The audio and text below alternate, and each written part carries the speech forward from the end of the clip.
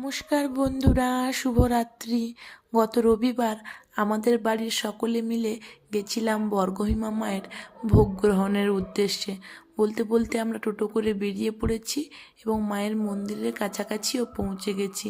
মন্দির থেকে নেমেই তিন্নির পাপা তিন্নিকে নিয়ে মন্দিরে উঠছিল, আমরাও তার পেছনে পেছনে মন্দিরে উঠছিলাম।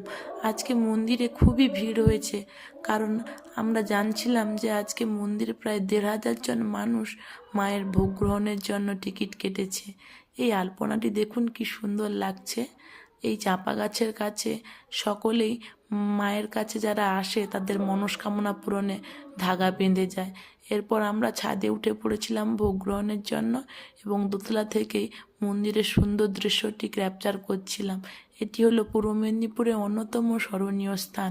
বলা হয় সতী মায়ের বাঁ পায়ের গোড়ালিটি এই মন্দিরে পড়তেই এই তীর্থস্থান তৈরি হয়েছে। এটি হলো মায়ের পুকুর।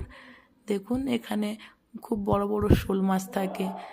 এরপর তিন্নি ছোটো দাদু তিন্নিকে নিয়ে খেলা করছে।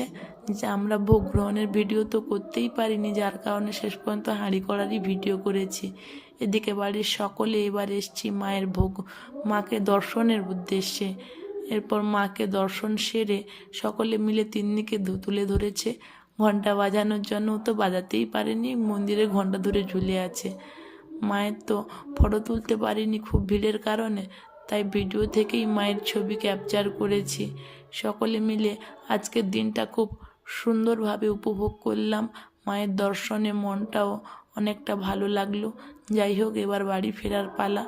সকলে মিলে মন্দির থেকে নেমেই আমরা একটা টোটো ধরে বাড়ির দিকে অগ্রসর হলাম। বলতে বলতে বাড়িরও কাছাকাছি প্রায় পৌঁছে গেছি। এটি হলো আমাদের বাড়ি। কেমন লাগলো সবাই জানাবেন বন্ধুরা। যাই হোক, অনেক রাত্রিও হলো। আপনারা সবাই ভালো থাকুন, সুস্থ থাকুন। দেখা হচ্ছে পরবর্তী ব্লগে।